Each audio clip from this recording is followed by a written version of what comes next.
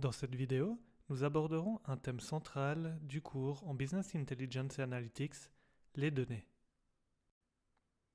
Comment faites-vous pour en obtenir? Dans quel format les trouvez-vous? Comment les nettoyer lorsque ces données sont sales? Nous couvrirons approximativement les chapitres 2.1 à 2.4 du livre Business Intelligence, Analytics and Data Science. Mais qui est concerné par les données au juste? Ce sera vous, les data scientists en herbe que vous êtes. Votre travail en tant que scientifique des données est d'amener une valeur ajoutée en consolidant, préparant et enrichissant ces données. Une fois que les données sont dans un format convenable, vous pouvez construire des modèles prédictifs. Il existe plusieurs définitions de ce qu'est un data scientist. Une définition que j'aime est la suivante. Un data scientist est une personne qui est meilleure en statistique que n'importe quel ingénieur logiciel et meilleur en génie logiciel que n'importe quel statisticien. Cela signifie qu'un data scientist est un couteau suisse qui doit être capable d'accomplir de nombreuses tâches différentes avec une très haute qualité. La raison en est que le rôle du data scientist est très instrumental pour toute entreprise aujourd'hui. Pour beaucoup de choses dans la vie, il existe un principe, la règle des 80-20. Ce principe a été découvert par Wilfredo Pareto, professeur à l'université de Lausanne. Il a observé que l'accès à la propriété n'est pas également réparti. En effet, il a découvert qu'en Italie, 80% des terres sont détenues par environ 20% de la population. Cette allocation disproportionnée des ressources existe dans de nombreux autres domaines. Par exemple, il est très fréquent que la plus grande partie des revenus d'une entreprise proviennent d'un petit nombre de clients ou de produits. Pour les data scientists, on peut faire l'analogie suivante. Ils passeront environ 80% de leur temps à collecter et à nettoyer les données. Seul un très petit pourcentage sera effectivement consacré à la construction de ces modèles prédictifs. On dit également que sur les 20% restants de leur temps, ils le consacreraient à se plaindre de la nécessité de nettoyer les données.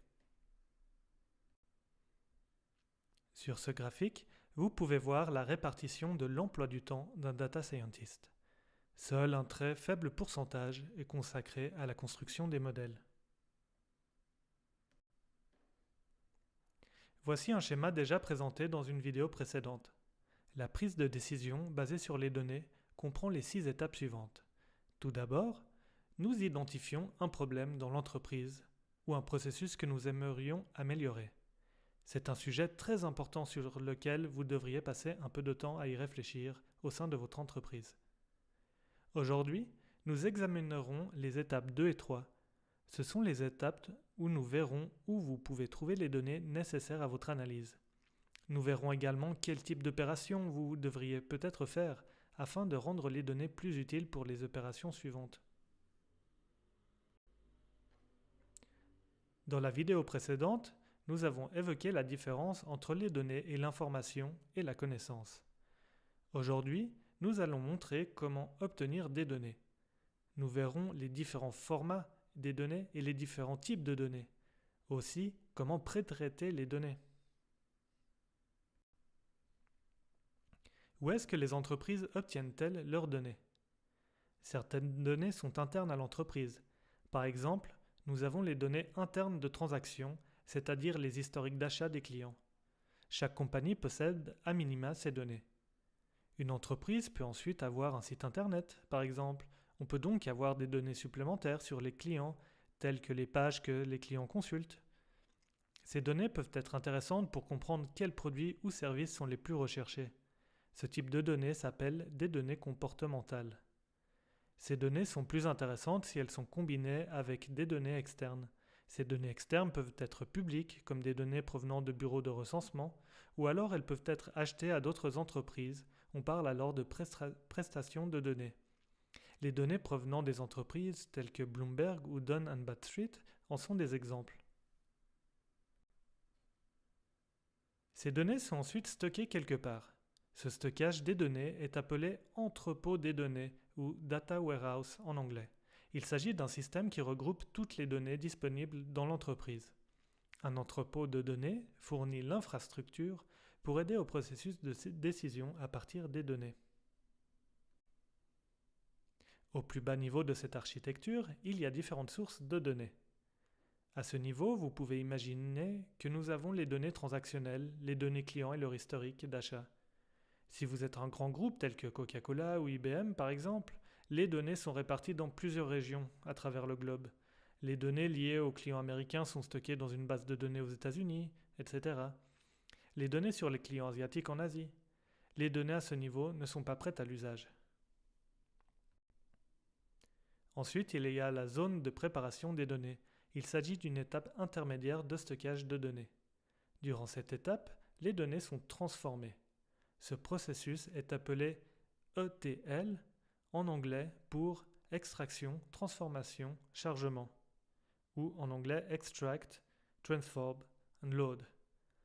Les utilisateurs n'ont pas accès à cette étape. Ils ne consultent pas ces données. Seuls des administrateurs y accèdent pour préparer les données.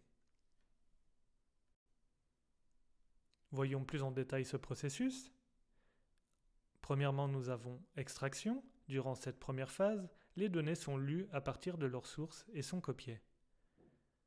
Ensuite, vous avez la deuxième phase, la phase de transformation des données. C'est là où on transforme les données de différentes sources et on les combine. Les données sont également nettoyées durant cette phase. Ensuite, nous avons la troisième phase, la phase de chargement qui consiste à charger des données transformées dans l'entrepôt de données. Par conséquent, les données du Data Warehouse sont une consolidation de diverses sources de données et sont organisées dans ce qu'on appelle des data marts ou magasins de données. Ces data marts sont un sous-ensemble de l'entrepôt de données et sont habituellement orientés pour des utilisations spécifiques. Chaque application dans une entreprise créera son data mart. Finalement, au niveau le plus élevé de cette architecture, nous retrouvons les différents outils de reporting, les tableaux de bord, les modèles prédictifs, les programmes Python, les interfaces utilisateurs, etc. Ces programmes utilisent les données nettoyées qui proviennent de l'entrepôt de données. Voici un petit exercice que vous pouvez réaliser chez vous. Cherchez sur Internet les informations sur la taille des entrepôts de données de Walmart et Amazon. Combien de transactions stockent-ils ? Quelles données stockent-ils dans leur data warehouse ?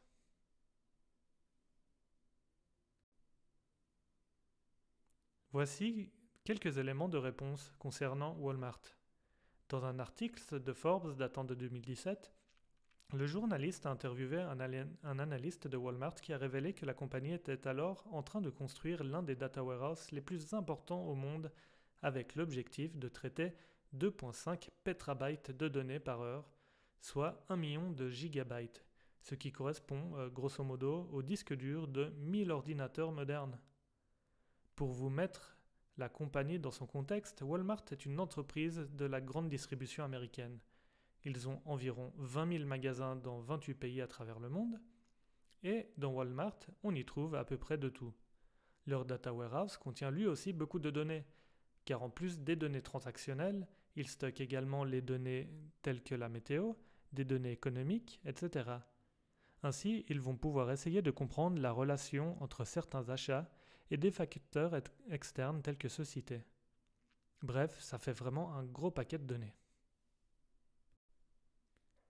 Discutons maintenant des différents types de données. Rappelons-nous qu'une entreprise a des données internes et des données externes. Les données internes sont des données de transaction, de comportement. Les données externes peuvent être publiques et gratuites, ou alors payantes quand elles proviennent de prestataires de données. Les données peuvent se présenter sous différents formats. Dans une forme structurée, ce sont les données qui existent dans une base de données. Ce sont typiquement des tableaux comme vous en avez certainement déjà rencontré. Chaque tableau a plusieurs colonnes et l'on connaît le type de données pour chacune de ces colonnes. Par exemple, du texte, des dates, des entiers.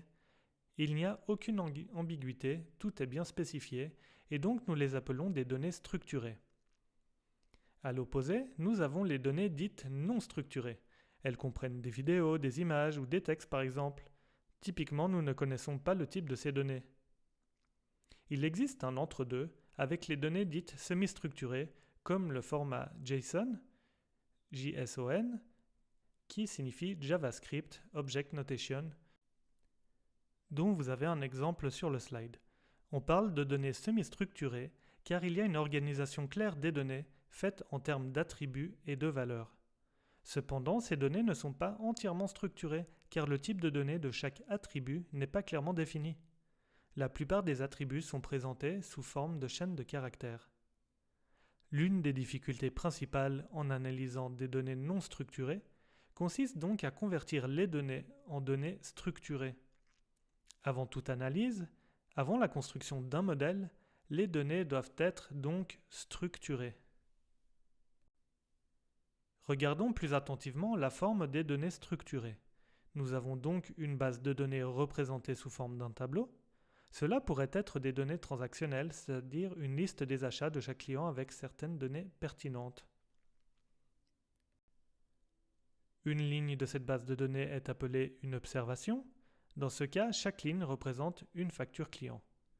Les observations ne sont pas nécessairement des clients. Cela peut aussi bien être des patients, des voitures, des pays, des livres, des médicaments, des films, etc. On parle génériquement d'observations. Tout dépend donc des données mises à notre disposition. Chaque colonne d'une base de données structurée représente une caractéristique de l'entité qui nous intéresse. Une caractéristique est donc une facette parmi beaucoup d'autres de l'entité qui nous intéresse.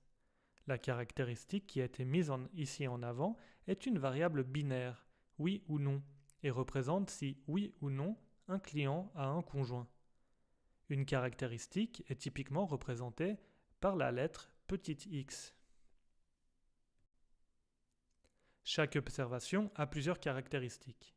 L'entièreté des observations et des caractéristiques sont représentées par la lettre x capitale. Il est assez commun qu'une colonne numérote le nombre d'entrées, le nombre d'observations dans la base de données. L'idée de dimensionnalité indique le nombre de caractéristiques, c'est-à-dire le nombre de colonnes dans la base de données. Lorsque l'on parle de données à grande dimension, high dimensional en anglais, cela indique qu'il y a beaucoup de caractéristiques qui ont été mesurées pour chaque entité. Nous venons de voir que les données structurées se représentent sous forme d'un tableau. Il existe plusieurs formats pour ces tableaux. Vous avez déjà certainement tous rencontré les tableaux Excel qui en sont un exemple. Typiquement, dans un tableau Excel, vous avez l'information sur le format des données pour chaque colonne, comme par exemple des dates, des chaînes de caractères, des valeurs monétaires, des pourcentages, etc. La plupart du temps, les données structurées sont dans le format CSV, qui signifie Comma Separated Values, valeurs séparées par une virgule. Le CSV est un texte de plusieurs lignes où chaque ligne représente une observation. Les attributs ou caractéristiques sont séparés par une virgule, d'où le nom du format en fait. Vous pouvez voir ici le tableau précédent avec ce format CSV. Puisqu'il s'agit d'un texte, la difficulté avec le CSV est de savoir comment interpréter chaque colonne. De nombreux programmes peuvent automatiquement le déterminer. Cependant, certaines erreurs peuvent apparaître. Vous devez donc être au clair sur quel type de données vous vous attendez à avoir pour chaque colonne. Voici le même tableau, mais cette fois dans le format JSON. JSON est aussi un fichier texte, mais il possède une structure plus élaborée. Il est plus facile de comprendre le contenu de chaque caractéristique. Une observation, cette fois, est contenue entre deux accolades. Dans ces accolades, vous avez des paires, un nom d'attribut et sa valeur. Chaque caractéristique est séparée par une virgule. Vous pouvez remarquer que toutes les accolades sont contenues entre des parenthèses carrées. Ces parenthèses carrées signifient que nous avons une collection de valeurs.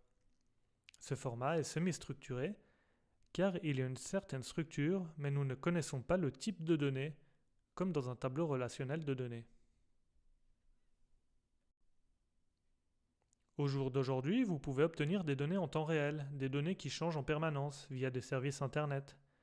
Faire appel à ces services est aussi simple que de rentrer la bonne adresse dans votre navigateur avec les bons paramètres.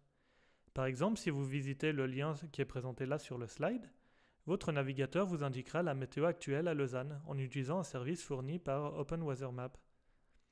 Les données que vous obtenez sont dans le format JSON, comme la plupart des données que vous obtenez via des services en ligne. Et c'est pour ça que c'est une très bonne idée de se familiariser avec ce format et de comprendre sa structure. Il existe plusieurs extensions pour que votre navigateur transforme ces données dans un format ordonné et lisible. Si vous n'avez pas d'extension, votre navigateur affichera simplement un texte, ce qui rend la lecture plus compliquée. Voici un autre exemple de service en ligne qui récupère le prix de l'action Microsoft. Vous pouvez changer la valeur du symbole pour obtenir les valeurs pour une autre action. Sur Internet, il existe des milliers de services en ligne. De nombreux sont gratuits, certains sont payants. Tous ces services vous donnent accès à une source très riche de données que vous pourriez utiliser pour votre entreprise, par exemple. Mais pour beaucoup de services, vous devrez créer un compte, souvent gratuit, pour accéder aux services. Lorsque vous créez un compte, on vous donne alors une clé d'accès. Cette clé est une séquence de nombres ou de lettres aléatoires. Mais sans cette clé, vous ne pouvez pas accéder aux données. Les services en ligne demandent une clé d'utilisation pour garder un historique des demandes, filtrer certaines demandes et aussi limiter la quantité de données demandées pour chaque utilisateur. Les pages Internet contiennent également beaucoup de données utiles. Vous pouvez aussi obtenir cette information en utilisant un programme. Il existe deux types de programmes pour récupérer des données sur les pages Internet. Le premier s'appelle un web crawler ou web spider, littéralement une araignée du web. L'idée est que ce programme explore une page Internet et télécharge tout son contenu. Le deuxième est une technique qui s'appelle web scraping.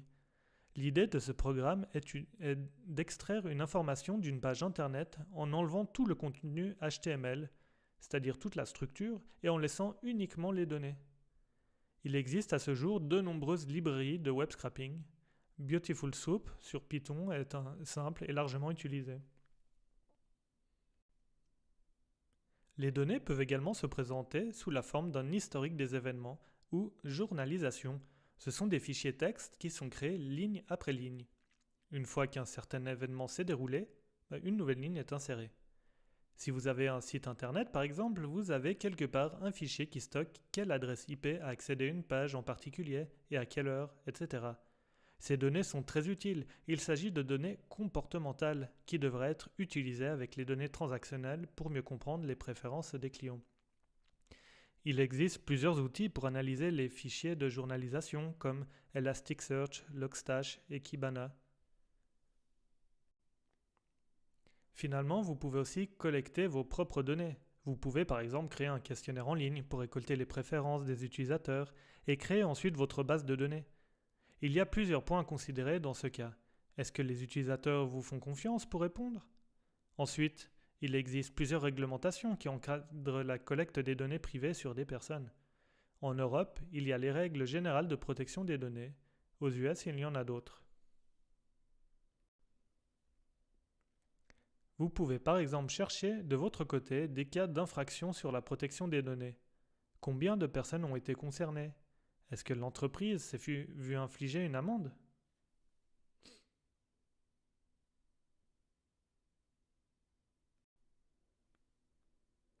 Si vous faites une recherche en ligne, vous trouverez plusieurs cas d'infraction.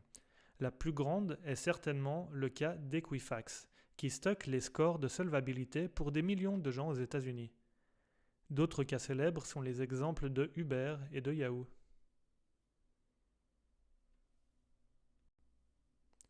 Jusqu'à présent, nous avons couvert les formats des données et d'où est-ce que ces données proviennent. Voyons maintenant les types des données que les caractéristiques peuvent prendre. Cette information est importante pour faire du nettoyage de données.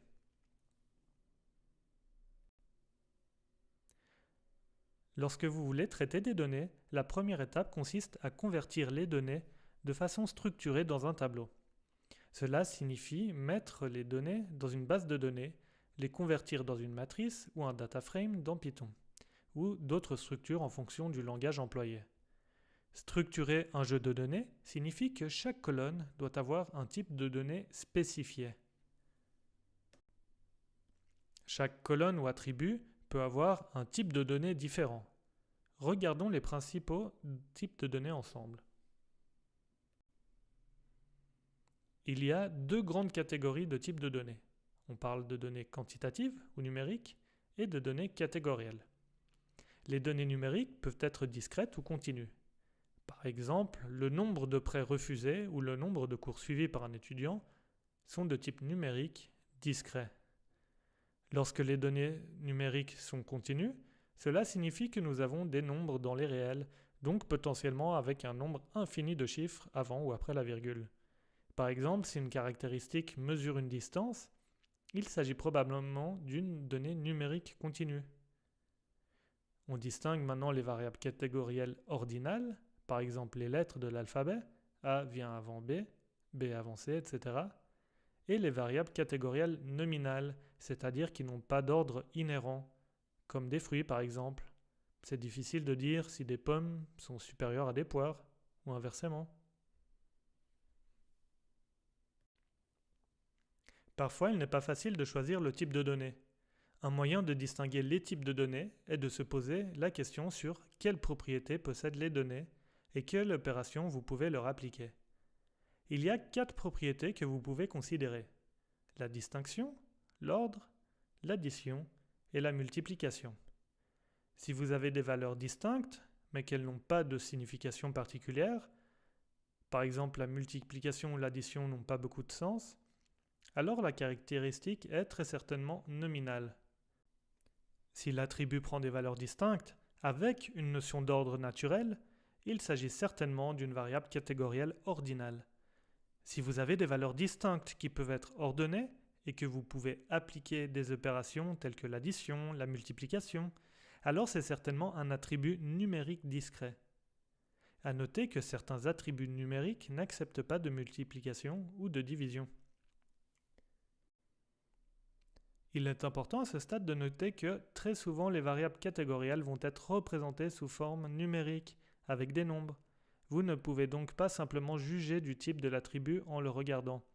Vous devez comprendre la sémantique de chaque attribut, ce que chaque valeur signifie pour l'attribut. Dans cet exemple, nous avons un tableau avec 4 colonnes avec des caractéristiques pour des clients.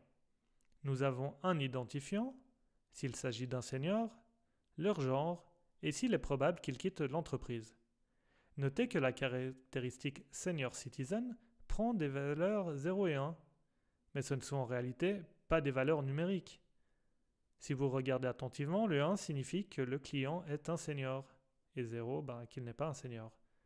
Lorsque l'on a compris la signification de chaque valeur d'un attribut, on comprend mieux son type. Ici, vous pouvez distinguer les deux valeurs senior ou non senior. Par contre, il n'y a pas de notion d'ordre. Senior n'est pas supérieur à non senior, ou inversement. La représentation numérique impliquait le contraire, puisque 1 est plus grand que 0. De plus, l'addition et la multiplication ne fonctionnent pas non plus. Senior plus senior n'est pas une opération bien définie. Senior fois senior non plus. Donc il est important de comprendre la sémantique derrière les valeurs que vous voyez. Considérons un nouveau tableau à 3 colonnes cette fois, où nous avons le nom, l'étape de vie et des valeurs. Qu'est-ce que signifie la variable étape de vie? De prime abord, on pourrait penser à une variable catégorielle. On a des nombres entiers. Si l'on regarde la signification dans chacun de ces nombres, la sémantique, nous avons 1 qui équivaut à un nouveau-né, 2 pour un nourrisson et 3 pour un tout petit. S'agit-il d'une variable catégorielle nominale ou ordinale? Puisque nous pouvons les ordonner, il s'agit d'une variable catégorielle ordinale. Effectivement, un nouveau-né est plus jeune qu'un nourrisson, et un nourrisson plus jeune qu'un tout petit. Par contre, nous ne pouvons pas réaliser des opérations mathématiques, telles qu'une addition ou une multiplication. Par exemple, un nouveau-né plus un nourrisson, ça vous donne quoi? Peut-être que vous avez vous-même une définition pour cette opération, mais pour cela, vous devriez la définir. Sans cette définition, quelqu'un qui découvre cette variable n'aurait probablement pas la même définition.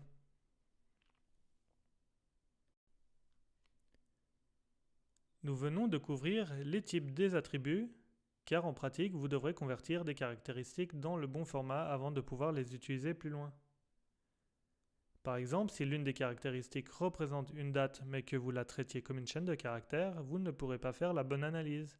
Il est important de convertir chaque caractéristique dans le bon format, c'est-à-dire avec le bon type de données. Dans ce tableau, on vous montre le type d'opération que vous pouvez réaliser en fonction du type d'attribut.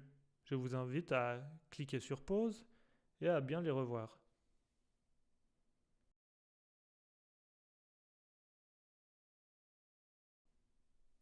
Une fois que vous avez converti chaque colonne avec le bon type de données, il y a potentiellement d'autres tâches de pré-traitement de données que vous pouvez faire en fonction de la qualité des données qui vous est présentée. Nous allons voir certaines de ces opérations. L'ensemble de ces opérations s'appelle aussi le nettoyage de données ou data cleaning.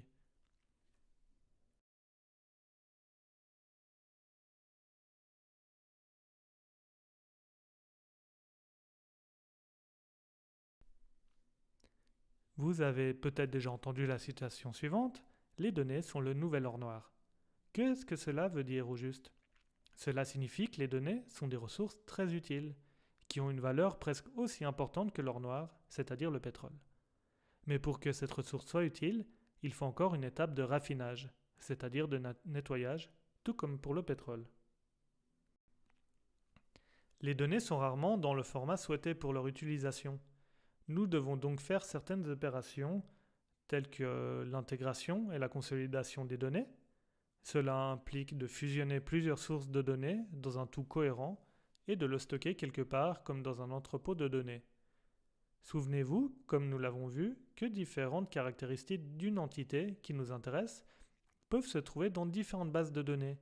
On va devoir rassembler toutes ces données en un seul endroit. Ensuite, nous avons l'étape de nettoyage des données. Cela implique la détection de valeurs manquantes, réduire ou enlever le bruit et des données incorrectes, corriger pour des problèmes de consistance des données. Ensuite, vous avez l'étape de la transformation des données. Par exemple, si vous avez des données numériques, il est très commun de normaliser ces données pour réduire la dispersion des données.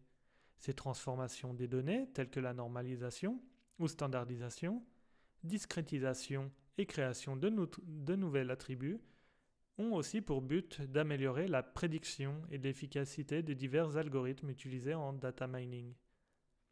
Finalement, il y a la dernière étape, celle de la réduction des données. Le but est de réduire la taille des données, par exemple en les agrégeant, en éliminant des caractéristiques redondantes ou en les partitionnant. Cette étape permet de garder uniquement les caractéristiques importantes et a pour conséquence de permettre aux algorithmes de data mining ou de machine learning de tourner plus rapidement, d'être plus précis et plus efficaces. Il est important de remarquer que ces techniques ne sont pas mutuellement exclusives. Il est d'ailleurs souhaitable d'en utiliser plusieurs, si ce n'est pas toutes. Voyons maintenant ces 4 opérations plus en détail sur des exemples. La première étape face aux données est l'étape de consolidation. C'est là où on s'assure que l'on a toute l'information nécessaire. Imaginons que nous avons un tableau dans notre base de données, comme sur la gauche ici, qui enregistre combien de clients ont acheté pour chaque ville un produit. Si maintenant nous sommes en plus intéressés d'avoir les listes d'achats et non pas seulement ces chiffres agrégés, nous allons devoir joindre l'information de ces deux tables afin de consolider l'information. Nous allons devoir trouver tous les achats de Lausanne, de Zurich, etc. Très souvent, nous n'avons pas toutes les données pour répondre à notre question. Nous allons donc devoir ajouter des colonnes avec les bonnes informations. Imaginez que nous avons un tableau avec les achats clients par code postal. Cependant, pour l'application qui nous intéresse, nous avons besoin du canton correspondant. Dans ce cas, nous avons besoin de trouver une base de données ou un service en ligne qui nous permette de lier les codes postaux au canton. Dans le cas présent, un service qui pourrait être utilisé est celui de GeoNames. Pour ça, nous devons ajouter une colonne supplémentaire et insérer les bonnes valeurs. C'est ce qu'on appelle l'augmentation des données. Lors de l'étape de consolidation, vous devrez répondre à plusieurs questions. Voici plusieurs mesures que vous devrez considérer. La source des données est-elle fiable? Est-ce que nous avons les bonnes données? Est-ce que les données sont facilement accessibles? Est-ce que des mesures de confidentialité et de sécurité, si nécessaire, sont mises en place? Est-ce que les données se comportent de manière cohérente entre elles? Est-ce que les données sont dans la fourchette de valeur attendue? Est-ce qu'elles sont toujours d'actualité? Est-ce qu'elles sont suffisamment précises? Toutes ces questions, vous devrez vous les poser pour savoir si, oui ou non, vous allez utiliser une source spécifique de données. Une fois que vous avez réuni toutes les données requises pour le problème que vous cherchez à résoudre, il y a l'étape de nettoyage des données. Les données ne seront jamais 100% dans le format que vous souhaitez et n'auront jamais la qualité requise pour construire un modèle prédictif aussi précis que voulu. Voici quelques exemples de problèmes de qualité de données dont vous pourriez faire face. Premièrement, nous avons les valeurs manquantes pour un ou plusieurs colonnes, des valeurs qui ont l'air simplement erronées par rapport au reste des données, on les appelle du bruit ou des valeurs aberrantes, outliers en anglais. Des entités telles que des villes, des noms, des dates peuvent être représentées de manière différente. Nous devons donc nous assurer que chacune des valeurs qui désignent la même entité soit représentée de la même façon dans l'ensemble des données. Une donnée, une observation ou une entité peut apparaître à plusieurs reprises dans les données. Il s'agit de données dupliquées. Voyons maintenant des exemples liés à ces problèmes. Voyons d'abord des cas avec des valeurs manquantes. Si vous avez déjà travaillé avec des bases de données, il est probable que vous avez remarqué qu'il manque souvent des valeurs dans certaines colonnes, comme ici dans ce tableau où 2 valeurs sont manquantes. Les raisons pour lesquelles il n'y a pas de données sont diverses.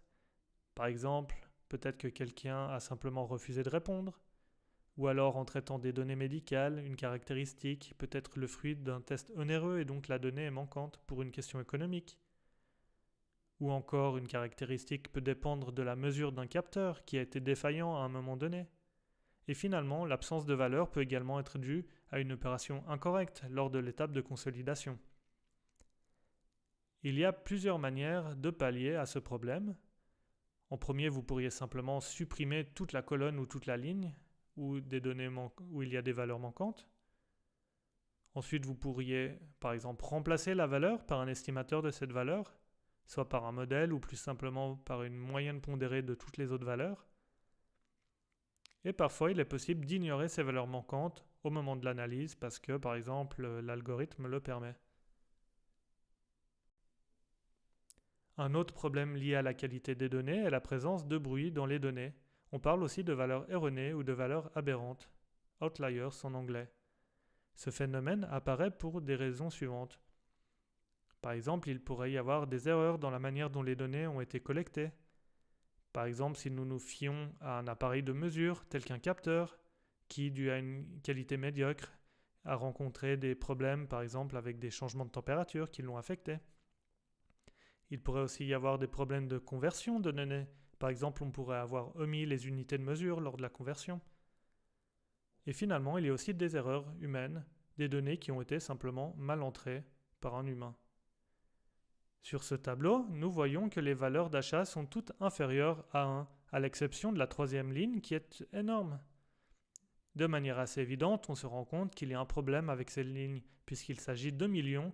Il n'est tout simplement pas possible qu'un client ait acheté pour 100 milliards de dollars de produits. Il s'agit de toute évidence d'un problème de conversion. La question qui se pose maintenant est de savoir comment identifier ces fameuses valeurs aberrantes. S'il n'y en a que quelques-unes de ces valeurs et les données sont de taille raisonnable, cela peut être réalisé en inspectant directement les données. Vous avez ici un tableau avec 2 colonnes qui représentent la taille et le poids pour 4 individus. Ici, la taille est en mètres, mais quelqu'un a 180 comme valeur. De toute évidence, ça aurait dû être 1.8. Ce que vous pouvez faire, c'est d'utiliser un outil visuel tel qu'un boxplot pour voir si des valeurs sont complètement éloignées du reste des données. Nous y reviendrons dans une vidéo sur les analyses exploratoires. Les données peuvent avoir des représentations différentes.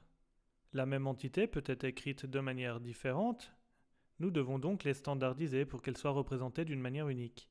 Voici quelques exemples où cette représentation multiple est susceptible de se passer.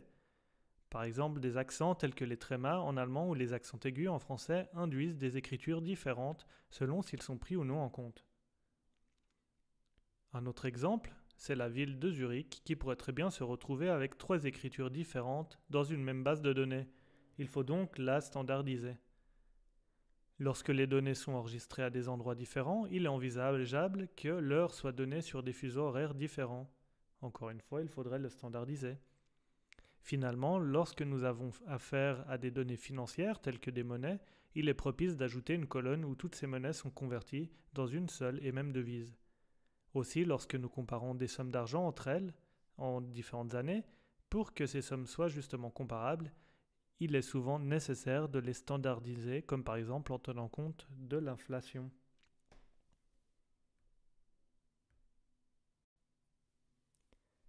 Très souvent, vous ferez face à des dupliqués, c'est-à-dire une observation qui apparaît sur plusieurs lignes. À ce moment-là, il est judicieux de ne garder qu'une seule de ces lignes. Sur cet exemple, John Smith apparaît à 2 reprises avec exactement les mêmes entrées. L'une de ces 2 lignes peut donc être effacée.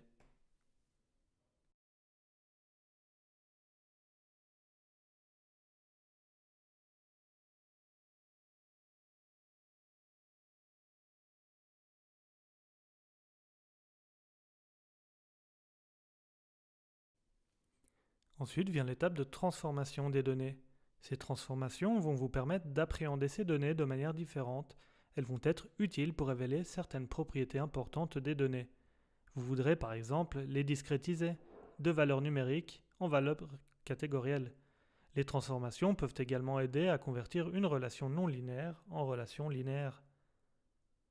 Comme nous le verrons plus tard, il est très bénéfique de changer l'échelle des données en machine learning, comme par exemple standardiser les données pour que les valeurs soient comprises entre 0 et 1. C'est ce qu'on appelle la normalisation des données et on y reviendra dans une autre vidéo.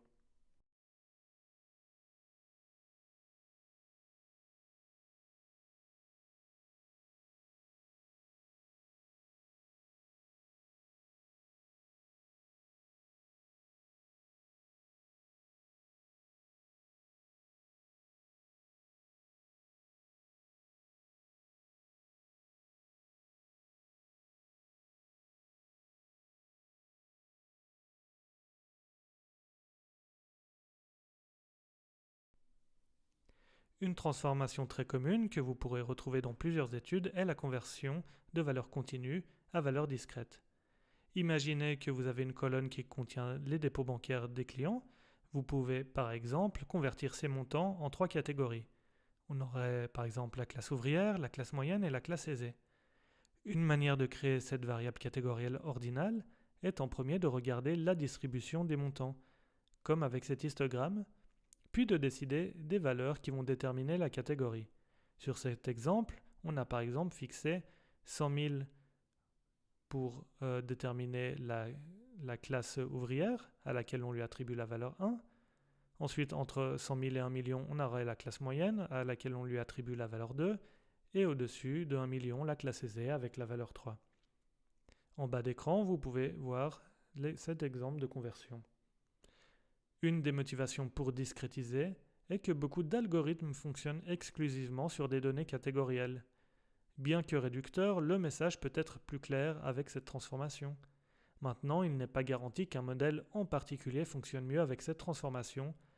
Il vous faudra donc tester les différentes performances avec ou sans discrétisation. À part la discrétisation, il existe d'autres transformations sur des valeurs numériques, dont voici quelques exemples. La transformation logarithmique, la mise à l'échelle, par exemple en rédigeant les valeurs de manière à ce qu'elles soient comprises entre 0 et 1. Et une autre transformation qui est très connue est la z-normalisation. Z fait référence à une variable normale centrée réduite. Après cette transformation, l'attribut aura une moyenne nulle et une variance de 1.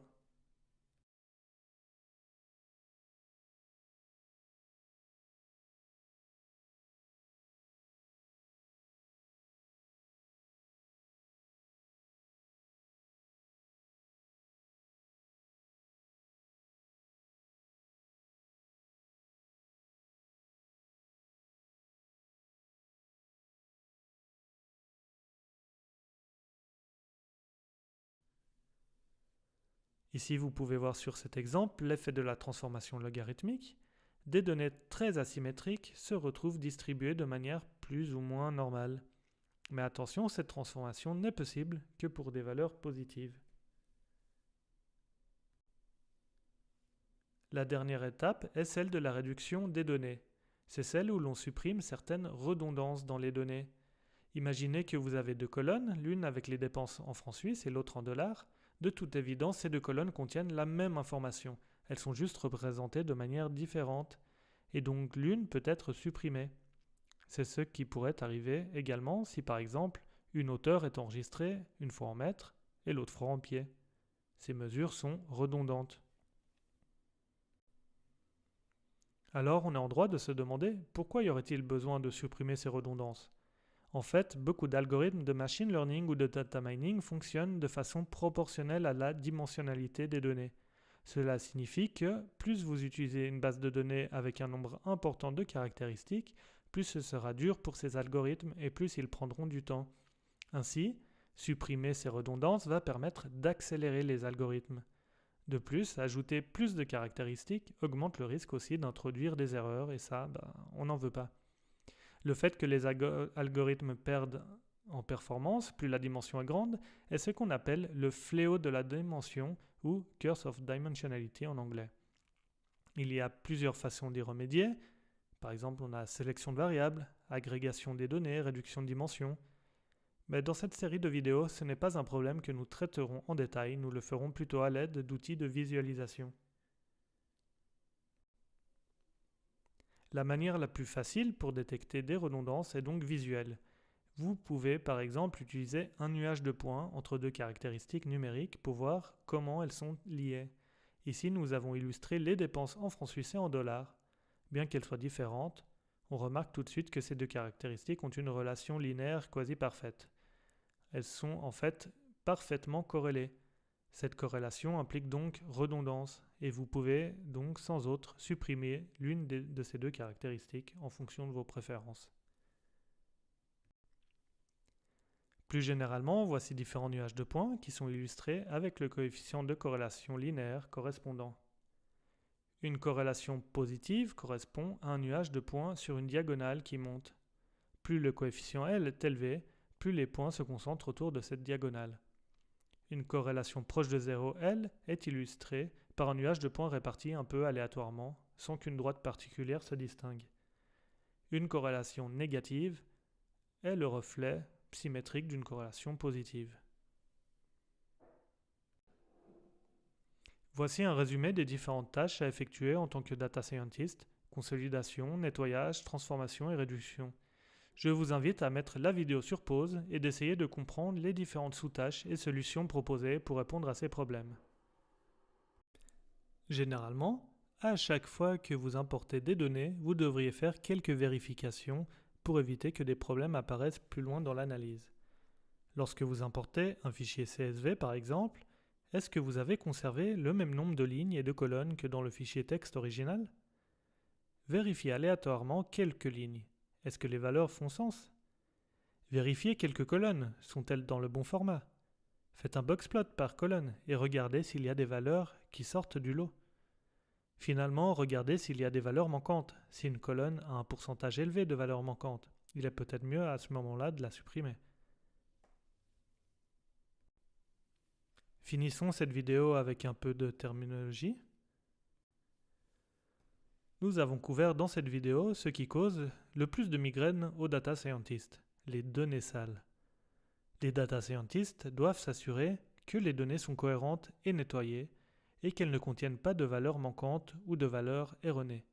Nous avons aussi vu les différents formats et types de données, tels que les différences entre données quantitatives et catégorielles. J'espère que vous avez apprécié cette vidéo.